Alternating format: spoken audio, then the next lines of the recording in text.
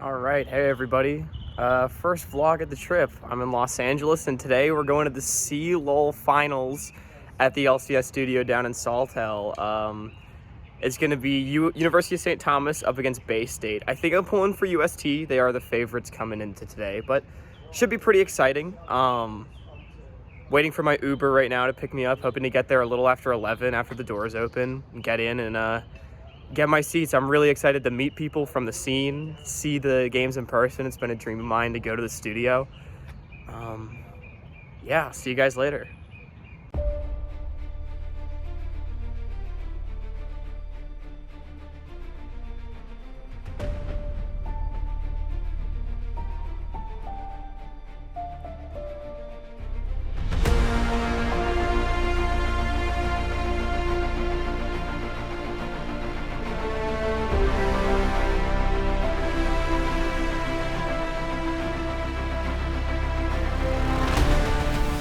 So we're here at the studio.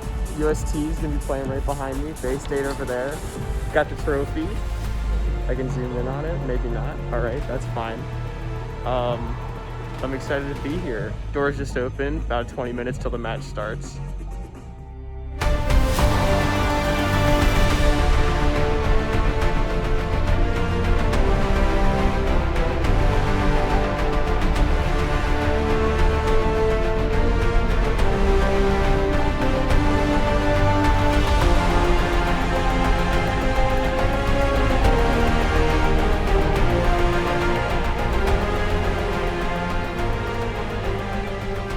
It is the College Championship Finals here for 2022. A new championship team will be crowned by the end of the day. I'm excited to get into it. Right here, bot. There was already the CS lead from Shogo prior, but now that additional time allowed him to push up this wave, get some more of these plays. Via Zach coming down, the rest of UST here. Exhaust onto Kitsuo, but the root and more onto Sofa Sage has to flash away after using the ultimate to get back. And now Sword Blue, his life is in front of them, the only one standing. But the thing is, there's more joining this party. Dragonman had come on down, but they still are down 2 players. Serenok from the flanking location. Can he get this finish off on Chucky's? The cannon barrage here for the assistant. Board from the top lane, putting in that work, but Vijani has already come down, have teleported to do so. Ultimate activated, World Ender retreating under the turret. The Chaos Storm a bit too distant to follow up with the damage, but the rest of UST, they're happy with some of the kills that they were able to achieve. And that's there to save them, and UST, they get to reset, now look to make a play. Kitsuo flash kick, Sofa Sage, Killer Instinct away. Can't escape though. Sword Blue dredge line to go back under the turret, but there is. Will be Robbie Bob in the top side as he just got that power teleport back up. Whereas UST trying to get control, but here we go. All right, cannon barrage. There's also a teleport coming in from UST. Heavy damage onto Dragonman, who goes way into the backtrack cyclone here. Sword Blue zipped off by the Death Ray. Vijani in pursuit. World Ender activated. They take down Porsche. It's 2 down for UST, but UST is still in pursuit. Serenok uses real flash to get out of this one. Kitsuo, can he find it? Doesn't connect with the Sonic Wave, so rejoins the rest of the team. Now they have the positioning priority around this dragon and can deny the soul points. Bay State knows what they're in for. Sword Blue, the Gravity Field, zoning him off. Cannon Barrage doing the same exact thing. Robbie Bob goes on board, and now Vijani so low, tries to swing back in with some of his own heal. Still around it, but eventually falls. Sofa Sage now collapse upon a nice rocky air triple kill from Robbie Bob. Make that a double from Shogo. Make that an ace for the team. UST cannot be stopped in this game, Cubby. Bay State, they had to get desperate there, but when desperation doesn't work, that's when UST gets to put in some perspiration to wipe them off the rift, as that's going to be an inhibitor going down, and looks like game 1 in favor of UST. Making that sweaty slide a little too slippery for Bay State if they lose control of this series, because UST have chained themselves around it, coming up with a victory in game number 1. So we're in the hallway, as to not talk over the analyst test. UST smashed game 1. Porsche got gangplanked, big mistake on Bay State's part. They had a crazy bot dive where they got 4 kills and zoned Sofa Sage off of like 3 waves. And that basically ended the game. They snowballed insanely well. Porsche got solo tower off that too. or later on. He got a few plates because Biani TP'd down. Crazy game. UST won in like 23 minutes, super dominant. Bay-State, I'm hoping they can pick it up a little bit to make it a series, but really fun stuff. UST played almost a perfect game. I have a feeling Bay-State not banning Gangplank was a bit of a limit test. They'll probably ban it this next game. The lanes that the jungler interacted with, it was mid and bot, and UST survived. And then the one that wasn't affected was top, and Porsche just destroyed that matchup on the Gangplank. So we're going to see a side swap for Bay-State. They'll actually preempt a Gangplank ban out of St. Thomas, respecting Bijani's Gangplank, which is also fantastic. So that is one advantage that Bay-State might have going into the next game. Maybe one of the reasons that they decided to go to the blue side. So Bijani can TP back to that lane, catch all the gold next B, and now Dragon Men can answer bot. Collapsing directly under, polymorph onto Dragon Min, stuns up one, Shogo goes down. Bay-State continuing to extend their lead here in the bot lane with a second kill onto the enemy supports. Now you have your marksman into a soul laner. It's down 2 levels in Bay-State. This is another kill for them. Oh no, tumbling away, throws the heal, says, oh, I've got my tier 2 hero, oh, I've got my jungler here, Kitsuo, he connects with the Q, he gets slammed into the wall by the Nardo. The ultimate is too good. Shogo activating the ultimate, even in disguise. Shogo? Can he take their demise? Does shut down some Bijani.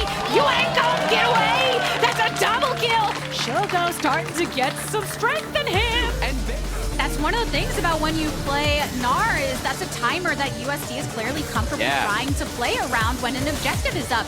Dragon coming down, Kitsuo sitting directly onto it, but in the end, Dragon Min takes it. So do they win the fight as well? They just want to retreat. Shogo with that final hour activated, now gets Bijani turning back on the sword blue, but it is Robbie Bob with the double kill credit, but a team effort had by all as the triple is finalized. UST leaving only one alive. They turn their eyes over towards the Baron side. As Shogo trying to put the extra 2 feet down. Bay-State trying to go game 2. Kitsuo. All the way back. Gets the GA pops. UST are starting to collapse to see if they can help answer him, but the stun up and the lockdown is too good onto Kitsuo in the meantime. But you do get a stun onto Robbie Bob, which means he's the next one to fall. Serenot coming through in the clutch. But Robbie Bob did manage to kill 2 before he had fallen himself. Bijani and Sword Blue taken out of his Shogo. Final hour all activated. So Sage can't even step fully into the fountain before he falls himself. And Chookies is still here too. You got the teleport coming in from Porsche. So you're a big old booty boy here to keep that level of protection. Can have his body between you and the rest of the team. Eat up that charm. Eat up all of the utility brought through by the remaining members of Bay-State. Take down a turret. You got the supers here as well. And Shogo is still nice and healthy. Plenty of shielding available. Plenty of autos. And autos are all you need to get the deed done. USD believing in their late power again. Game 2. And Shogo in top 8. He has yet to play a champion twice. As that Bane Lulu, I think worthy handshakes going over with his buddy Chookies as the 2 of them stuck together throughout that game. And Shogo pumping out the damage with that front line in front of him. Bay-State had no answer. All right, back in the hallway through game 2. UST definitely looking like the better team. Bay-State actually got ahead early this time, but they weren't able to close it out. And I just got to say, UST looking like their team fighting is insane. I really like the way they came back from the deficit in that game. They fell behind, and instead of just trying to like farm up, scale up, and get some gold, Shogo got a couple of kills.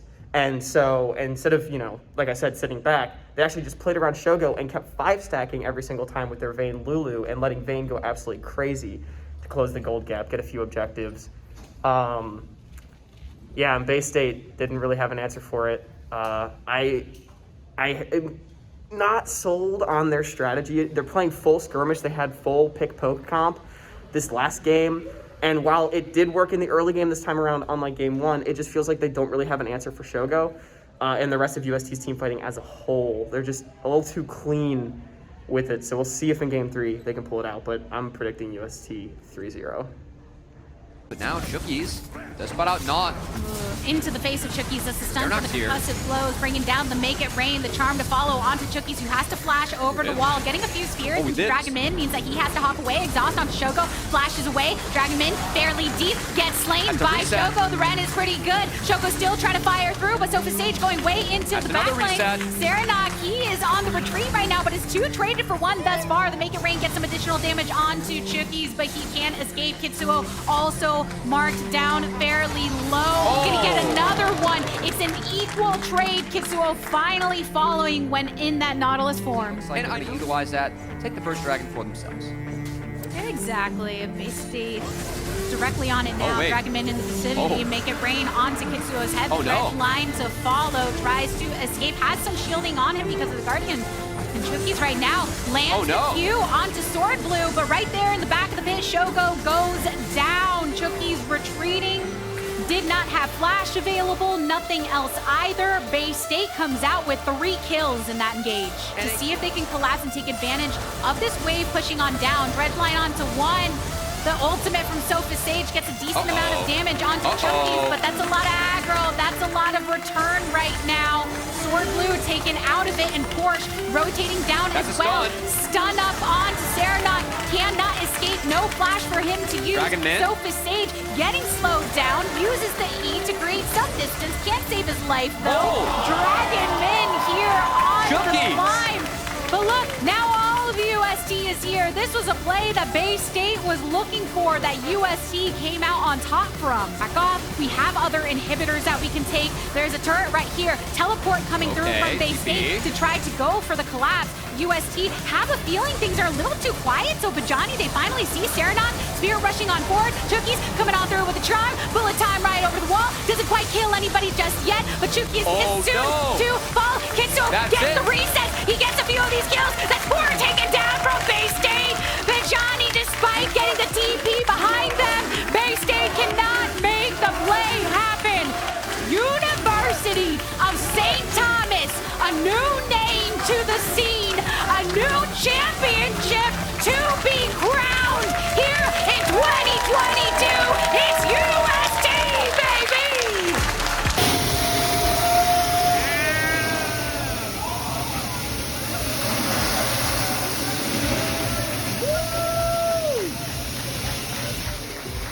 The joy you can see from their faces coming into this weekend, coming from webcams for weeks before, trekking here to Los Angeles with so much to prove. And University of St. Thomas, your 2022 college champions. I've ever seen from him is UST. They get their moment.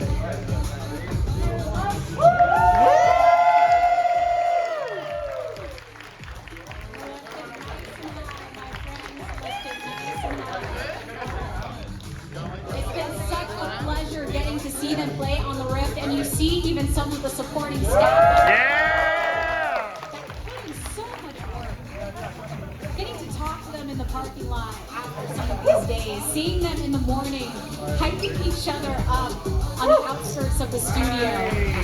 You can imagine how All right, we're back home after the CLOL finals. UST absolutely fucking smashed 3-0 in that series. It's funny, I actually thought they made their biggest mistake of the entire series. It was the one time they decided to actually take an early dragon in any of the games, and they sort of left Kitsuo in the river and ended up giving a few kills.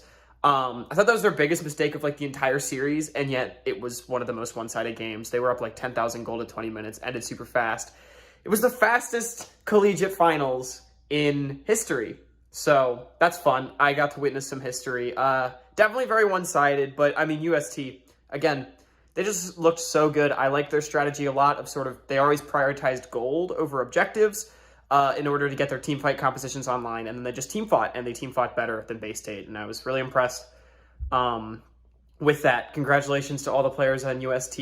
I had a pretty good time at the studio. You know, it was a little quiet, pretty much entirely a UST home crowd, which was fine. I was kind of rooting for UST as well, and they ended up winning. Bay State was playing, not at the studio, unfortunately, but you know, I had a good time. I liked watching the games. I like going to the studio. I want to go back for the LCS. Shout out all the people that said hi. Rebel, Alk, Cubby, Smacks, Ravish. It's cool to just see you guys in person, you know. I was probably really awkward when I was talking to you. I didn't really know what to say. I'm terrible at meeting new people. But it was fun to talk to you and see you guys in person. And I'm glad I got to do that if you guys are watching. But either way, overall, pretty positive experience. Definitely would go back. And hopefully I'm back at the LCS sometime soon. Maybe next year for CLOL, I'll be up on the broadcast instead of down in the crowd. But either way, it was a good time. So I'll see you guys.